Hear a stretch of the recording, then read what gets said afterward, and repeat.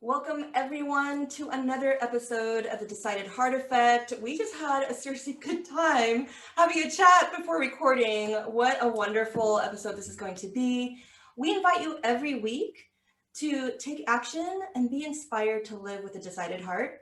My name is Sonia and I have my amazing co-host here, Hillary. We're in person together. And we are joined today by Calvo and Andrea Kulberg, identical twins who come to us with stories about resilience. They have walked a journey of becoming, get this, world champion athletes, former University of Texas cheerleaders, global entrepreneurs, Olympic torch bearer, cancer survivor, speakers, TV spokesperson, an actress, and then finally mentors and personal growth coaches around the world. While their most proud title is moms of confident and happy young adults, yes, they also worked with thousands of teens, coaches, young athletes, and their families around the world to help them overcome their obstacles, grow their confidence, and elevate their performance in all areas of their lives with their latest company, Lead, Love, Legacy. Oh my gosh. I felt like I've traveled around the world actually. Yeah, just in that. I know. Are you exhausted? Hold on. Just a minute. Jet lag. It happens. So Jet lag. So thank you so much for joining us today. Oh, thank you for having us. It's a delight, a delight, a delight. So Lead, Love, Legacy right away just spoke to our hearts when we saw that name. Can you tell our audience a little bit about what it is that Lead, Love, Legacy does and how that name came to be? Well, it's all about leading boldly, loving deeply, and living your legacy out loud on purpose in a way not only that serves you personally, but that serves the people around you and creates the impact for good. And everything we do at Lead, Love, Legacy, which we can talk about today, is focused on that prime goal, building that in everyone's life.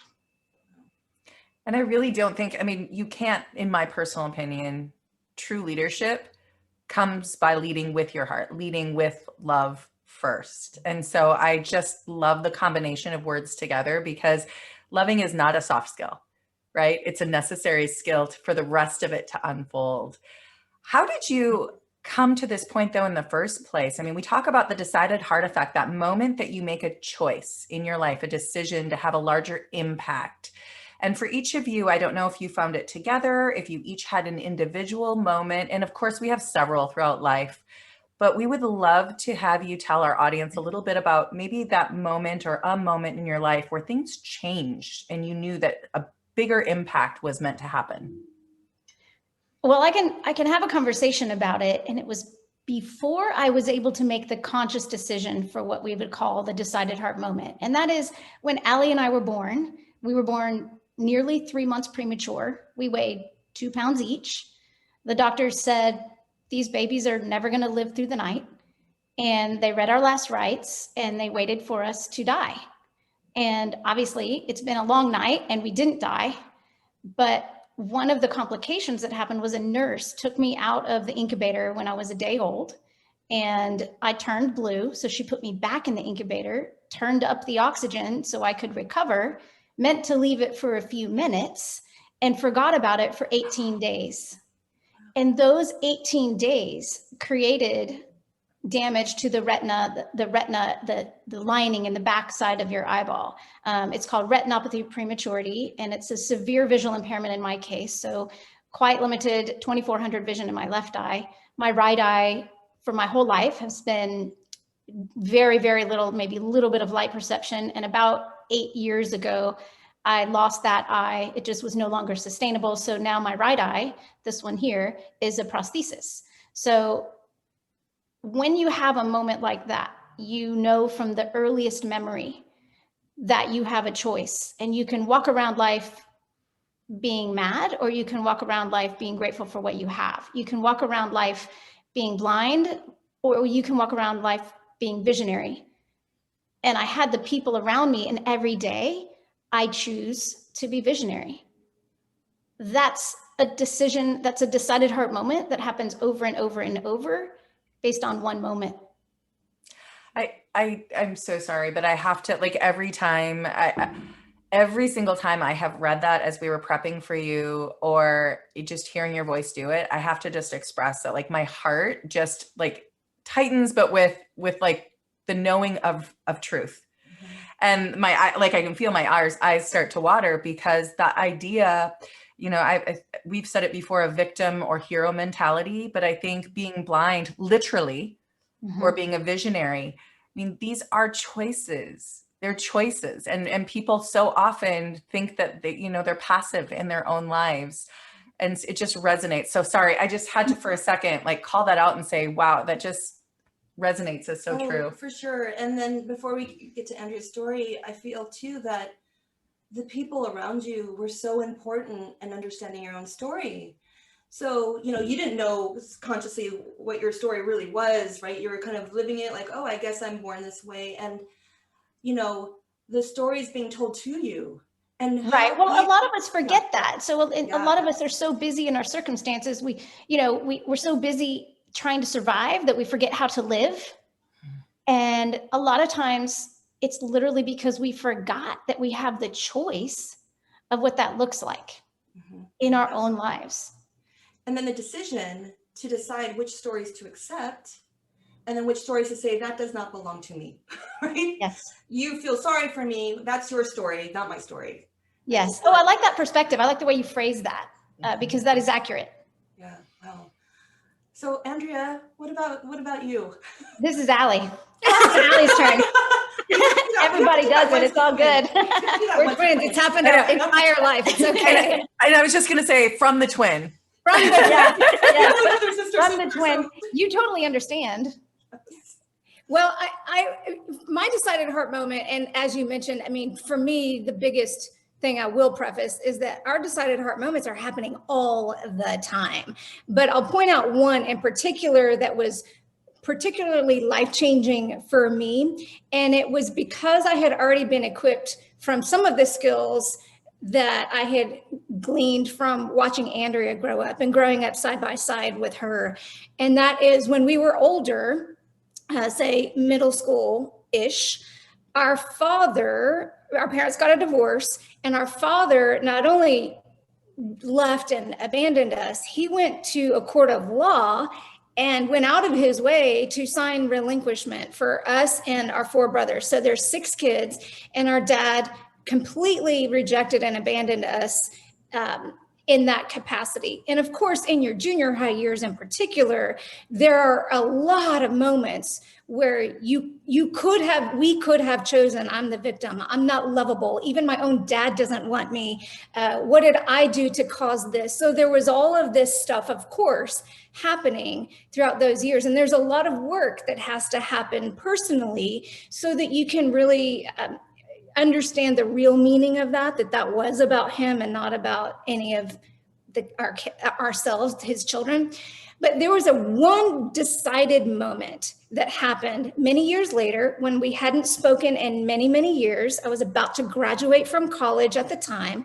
And on Father's Day, out of the blue, I got a phone call from our biological dad who had abandoned us. And he called and he had this conversation with me in his own tears saying, yeah, you know, you didn't call me on Father's Day. Well, that's okay, because I haven't called you ever on Father's Day since you ditched us. We didn't ditch you. But there was this moment where he was kind of giving me this really sad story, and he was realizing what he did. And I didn't know he was calling. I couldn't prepare for him what was about to happen. But this incredible calm came over me in this one phone call. And I was able to say, you know what, Dad? I've worked really hard to get where I am in this moment. And I was probably about 22 years old, maybe 21 at the time. And he said, I said, you know, I want you to own that you've done some really, really bad stuff. And we went through some really hard stuff, not just poverty, but a lot of other hard stuff. And here I am. And I have now a stepdad who is my dad. He's amazing. And at the time I had a boyfriend who eventually is now my husband. But I said, I have a boyfriend who is going to be an amazing dad and father to me one day. I'm about to graduate from college and I'm going to go make something of my life. I was able to do all of that despite what you did to us. And I love you because you're my dad, and I forgive you. I also don't want to have anything else to do with you anymore. I don't want to go backwards, but I forgive you. And that decided heart moment was really important, because that's where I totally and completely understood that forgiveness isn't for everybody. It was for me in that moment. And it didn't release him of the things he did. It just released me of the weight that I had allowed over time. And so that moment comes up very frequently, because people in all of our lives will always do us wrong, either inadvertently or not. Hard things are always going to happen. Challenges will always happen. And forgiveness and the ability to forgive as a gift to yourself has been such a big moment in my life. And I think the grittiness and the compassion that comes through that largely was built on how we grew up. I love that. And as a skill, it's so powerful. It takes so much courage and compassion. And I have about 15 different conversations that are going on in my head right now that I want to go down, because I'm like, ooh, in the gym, blah, blah. But y'all didn't know this was an 8-hour podcast. Seriously. I feel like we need a series. Right? Like really, it's I'm writing it in my head. But one of the things that I think, have either of you read the book of Joy, that's by the Dalai Lama and Desmond Tutu? I've not. I've read lots of books about joy, but not that specific one. You do yourself a favor. It's basically, I mean, imagine these two old, cute, amazing, remarkable men getting together and then being asked questions about joy, and then they just go.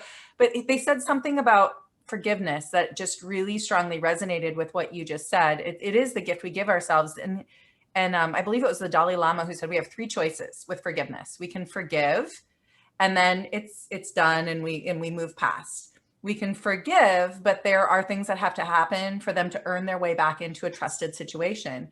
And you forgive as a gift to yourself, but then you say, but you're not welcome in my life anymore. And that still is forgiveness, but it's not sucking up the energy and taking that. The anger can deplete you and move you off the course that you're meant. And look at, how can you show up in love if you're consumed with the anger? 100%. And that's why it's so freeing. You know, that's what opened us up to have a dad that we love as our dad. That's what opened us up to the relationships that we have now. That's what shaped us as parents ourselves. It shaped us as entrepreneurs. It shaped our relationship as sisters. It has shaped every single thing. And so not only was the forgiveness freeing, but the journey to get there was also very freeing and so important. It's so important to have the gratitude for the hard stuff. It's so important to go, you know what, that was not easy, but where we are, we have the context now where we came out of that. And the next challenge, we got this. You know, it's so, I'm just, the celebration that, you know, I'm thinking about timeline, and you're in your young 20s, and everything that you two have accomplished individually and together. I think what I'm settling with, the advocacy that you've discovered so early, and that conversation you've had where you really told this other person, you need to own this. At 22. At 22. Sorry. But I mean, there's so much courage in finding that voice and that self-advocacy. And you know, when you say freeing, I could totally get it. We can see it. We can see it on everything that you guys have done in your lives. And, you know, one thing that we want to talk about today is this word resilience. And, you know, you both didn't really have a choice. Like, well, you did. You had a choice. And I'm talking about the context that you were born in. There's no choice in that. You were given the environment and the people that you were given. But the choice of building this resilience. So I wanted to talk about a little bit, because you say something about it being a skill. Yes, by definition, resilience is a skill, and that means we can always work on it. We can always improve on it. We can always teach different strategies, and one resilient method might work for you versus what works for me. And I think as sisters, Andrea, you'll tell them about how we were so competitive with each other, but in a good way. Well, we were competitive with each other, but in terms of resilience, I think one of the things that really matters is that once you know resilience, you have the authority to teach others resilience. And I think that was the case with our mom, and that's the case with how we became resilient, because we had a mom who is, first of all, she's just a solid rock. And, you know, she's, for a long period of time, she was in a traumatic situation with 6 kids. And I remember when we were young, she would have these note cards where she divided up all of the household tasks. And so she would hand out, like, the blue card was, you know, wipe off the kitchen counters or load the dishwasher. Or the green card was, you know, vacuum or whatever. Well, I did not want the pink card. Nobody wanted the pink card, but especially Andrea. I did not want the pink card because bathroom. No, it should have been. That should have been. That's been the most traumatic thing for me, because we had 4 boys in the house. So let's be honest. Yes. Sorry. However, that's just the truth. However, the card I really didn't want was pink, because that meant we had to sweep the kitchen floor. Now, sweeping the kitchen floor for a lot of people is, it's okay. It's not, you know, it's kind of lies between folding laundry and putting it away. Like, at some point, But for blind people, I don't want to have to sweep invisible dirt. I mean, come on, people, let's not like, that's really what it was. And so my mom would give me the pink card anyway, even though I didn't feel equipped. She would give it to me anyway. And I would sweep the floor, and I learned to do it kind of in a pattern and like a little grid. So I would make sure that I got all the surface area. And I am positive that I did a terrible job of sweeping the kitchen floor, but she held me accountable to do something that felt impossible and frustrating to me, because she knew that one day I would grow up and have my own house and have to take care of these things and be empowered for the independence. But then later on, so I would sweep the floor, and then I'd go to bed at night, and later on I would hear her sweeping the kitchen floor. Now, parents, we can all attest to the fact that it is easier to do the job yourself than it is to equip your kids the long way around and have to teach them to learn it. But my mom gave me those tools that eventually, when I'm held accountable and when there's a responsibility to participate in the family obligations, regardless of whether I was good at it, regardless of whether I felt equipped for it, regardless of whether I was going to be an expert sweeper of floors in my lifetime, she still held me accountable for it. And that gave me the confidence to be resilient enough to find a way forward in all things forward that mattered way more than a kitchen floor. That's where that resilience comes from. The patterns of accountability, the patterns of expectation, the patterns that I will rise to those things. And guys, listen, you don't have to be blind to learn resilience that way. You don't have to have my specific challenges. Everybody has a story. Everybody has a circumstance. Everybody has a speed bump in their life. So all of us can learn resilience. And the gift of resilience is that you get to give it to someone else once you know it. I love hearing this idea behind the story, the resilience. It's funny, we had a guest who once said, we aren't our story, we're the lessons we learn from our stories. And that's what I'm hearing from you. But okay, the mom in me right now is saying, can we go back to that accountability thing? Absolutely. And can you, right? Yes. And can you share a little bit about what does that look like? What does accountability look like? Well, I think the first component of accountability is that we build the authority within ourselves to hold others accountable. So if you're the parent, for example, that has, let's say you have a young child who's maybe 3 years old and they're learning to play outside and you don't want them to go in the street. That's a dangerous place to be, in the street. And they start toddling towards the street and you're sitting comfortably chatting with the neighbors and you say, okay, Susie, sorry to everybody named Susie. This is just the example name. Okay, Susie, don't go in the street. And here's Susie toddling to the street. And you go, I'm going to count to 3. 1, 1.5, 1 3/4. And by the time you're like, you're like 2 7/8. Yeah. You've lost your authority, my friends. So as you create the modeled example, you also have to be willing as a parent to take the action for accountability. Therefore, there is a trust element between you and your child, or whoever you're leading in this case. Maybe you're a coach leading an athlete.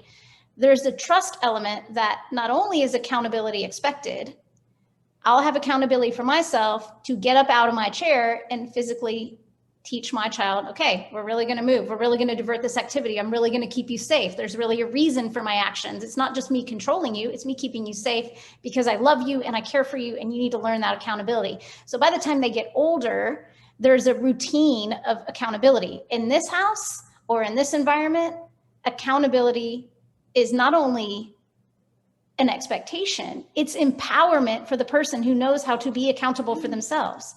To be able to look in the mirror and own your own steps, good or bad or anything in between, to be accountable for your own actions, that's huge power.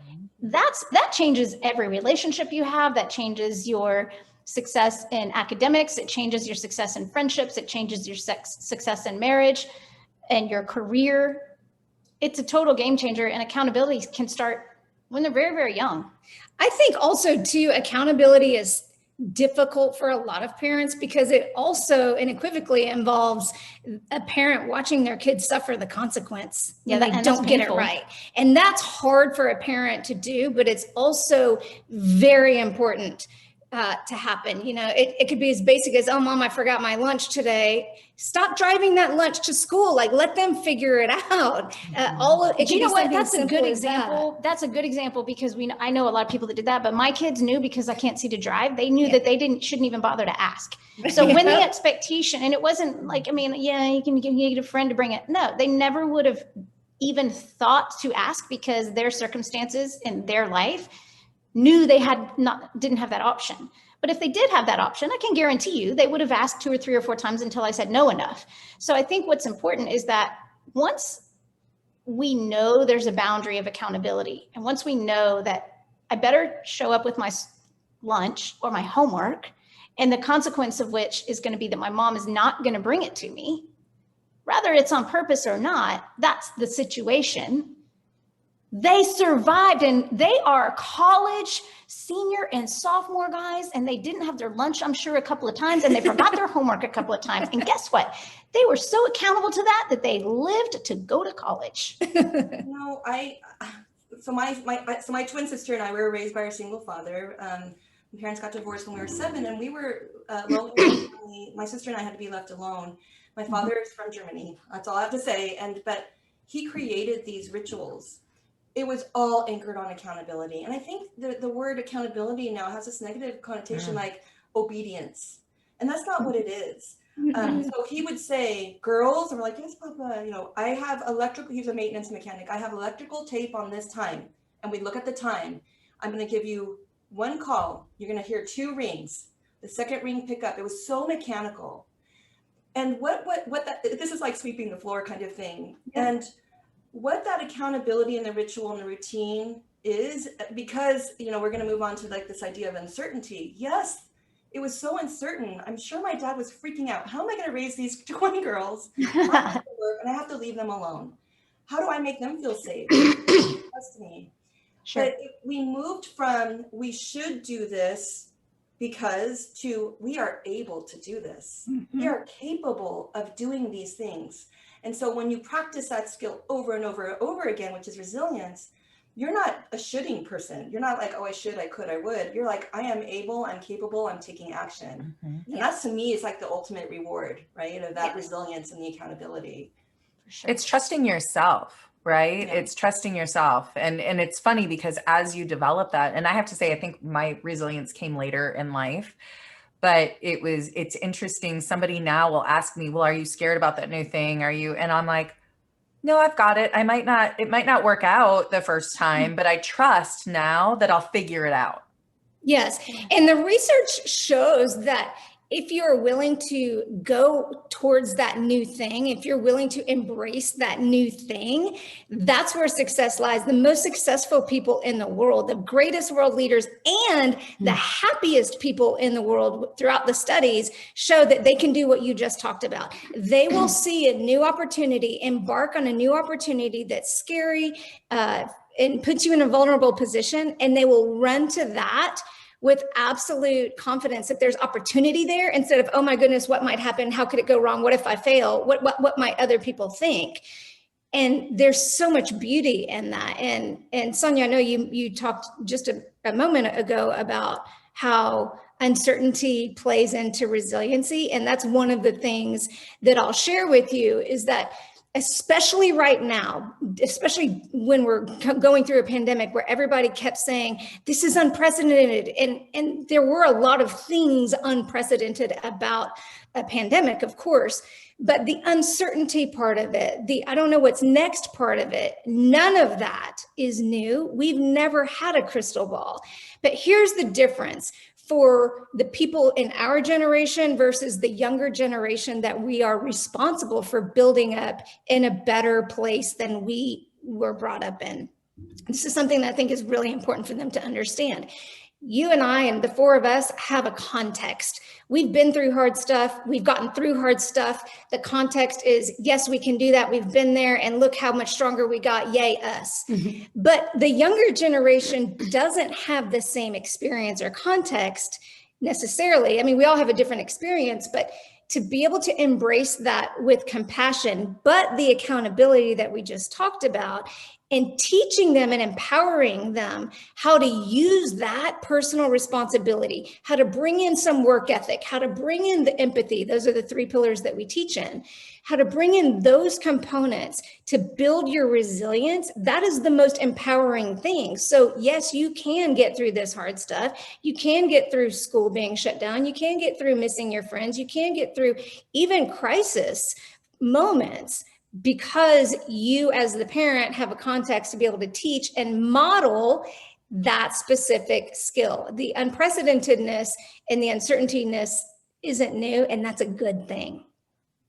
That's something we heard from, we had a speaker, Alan Stein Jr. was on. Do you know Alan from, he's a basketball coach and speaker as well. And he said the same thing. And I remember us interviewing and like, oh, we have this light bulb. So when we were talking this through earlier, I was like, yeah, why have I never thought of that before? Because he's like, life has always been uncertain. I'm like, wait, why have I been coming up with all these excuses this year for I'll do it when I know what's happening next. I've never known what was happening next. But you know what? That's a great example of a moment where you are accountable to yourself. You went, I'm going to course correct. Course correction is accountability, where you looked in the mirror and went, I haven't thought of it that way. Good point. Own it. And now you have shaped your perspective. So great example of accountability for yourself on that one. Oh, thank you. See, I wasn't just an idiot in that moment. No, sorry. No, you got this. You got this. I think what's important, a lot of us miss those teachable moments. And, you know, I know you're joking about that term, but a lot of us miss that, and you captured it. And I think that takes, it takes a willingness to be accountable for who you are and where you've been and where you want to go next. You use the word teachable moments, and that's a word that's such a love language word for both of us, because we talk about that. And when we've talked in front of parents before as well, if you want to watch everybody's face go white, you say, stop stealing your kids' teachable moments. Absolutely. And they all go, oh, what? And we said, I know you're trying to be kind, but it's actually selfish. You're now making it about you. You're the hero. You saved the day, and you've not allowed them to become the heroes of their own story. And when you are, I mean, I know you work so much with youth as well. And I want to hear a little more, but we want to hear a little bit more about that. But also, you know, is this a message that you are also delivering to parents? Do you do both? Yeah, that's such a good question. We actually were just talking about this, and you will get the actual sneak peek first reveal of what's coming. Did you even know? You couldn't possibly know this. You definitely opened the can of worms. So we'll talk about we've got an amazing mentorship program called Elevate that is for teens. You talked about our work with, and that's our new mentorship program, and we'll talk about that in a minute. But the next thing that's coming is Elevate mentorship for parents, and here's why. This whole growing up thing is really hard, but guess what? This whole parenting thing is really hard. And so Andrea and I actually had personal experience with this one over the past several years because our kids are either in college or about to be in college. And so every year there was one of our kids was a senior in high school. We would watch this entire group of senior parents who were about to fly the nest, either go to college or go out into the real world. And these parents were freaking out. They were literally grieving that their kids were leaving. They were worried, oh my gosh, looking back, did I do enough? To your point earlier. And so, in our reflection initially, when the oldest was going off, we were perplexed. We were a little confused, and we went, why are these parents so sad? I mean, I'm going to miss my kid, but we're not preparing for them to die, go off. We shouldn't be grieving right now. We're preparing for them to go live. And this is what we've been building them for. This is why we know they're equipped. They have had accountability. They have learned personal responsibility. That we've taught them work ethic. We've modeled everything that we can. We made them learn how to balance a budget and be financially responsible. We made them fill out forms at the doctor's office when we went. If they had to make the appointment, they had to call and make the appointment, all of those things, and do the laundry and all that stuff. So if you are equipping your kids as you grow, and you're not, as you mentioned, hovering and protecting them with everything you do and doing that disservice, by the time they become 18 years old and they're leaving the house, you as a parent get to celebrate that they have not only learned to equip themselves and be independent, but the most important thing they've learned is that they've learned that they can learn. They've learned that if they don't know how to do something or how to approach something, that it's okay, they can go figure it out. And they can, yes, they can call you, and yes, you can give advice and all of those things, but they don't have this overwhelming need for mommy and daddy to come to the rescue all the time, and they can advocate for themselves. So you know what? I'm going to give a bonus points to the parents that you might not even see this one coming, but you were saying don't take the moments away. I forget your exact phrasing, so I don't want to get it right. Don't take the teachable moments away. And you use the term selfish. So if I take a teachable moment away, excuse me, from my kids, then they don't get the opportunity to learn. Now that's harder in short term. That's hard for me because I don't want to watch them suffer. I don't want to watch them in pain. That's painful to me. But in giving your kids the gift of that teachable moment, short term, you give yourself as a parent the coolest gift when they fly the nest, that you're like, freedom, because everybody is super excited and you can enjoy those moments free of stress because you know their joy is your joy. And that's what love looks like out loud. And so you are giving yourself a gift. You're not giving it right away. It's like when you go to the gym. It's going to be hard for you for a minute, but over time you feel stronger and fitter and you live a longer life. This is what it is with your children. It might be hard to let them fall down, but hello, bonus. When they go to college, this is fun. Like my kids, in fact, they are living the life. Just now, I mean, I'm about 4 weeks into the empty nest. So because my son stayed home 1 year, 1 extra year because of the pandemic and everybody's online, so that's fine. But 4 weeks ago, I'm a single parent. So I moved into my own space by myself, and my kids are off to the nest. They are 19 and 21 years old, and they are about to be 3 or 4 states away. I mean, they're going to be in Georgia and I'm in Texas. And I'm happy, and we're close, and we love each other, and it's super fabulous. But their joy, this is their dream, brings me joy because I'm comfortable, because we did the hard stuff earlier. This is my passion work here. I mean, I've been in higher education for so long. I've been a college counselor, so I've seen that rites of passage, the transition, I've seen repeated over and over and over again. And it's so interesting in terms of this accidental codependency, where we hung on as parents too tight, and then all of a sudden this rites of passage comes, like, oh, you're supposed to do something by yourself, good luck, and then they come home and there's confusion. And this is why Decided Hearts is so important to our work, to my work personally, is that we've treated experiences as silos. Where as a young person, this is your experience, especially the teens, you know, with their brain, like, oh, this going to college or whatever path after high school, this is my decision. I'm independent now. It's all about me. And as a society, we almost bought into that. But what I want to pause, like time out, is that yes, we do the work of love on our own, because the next step is unity.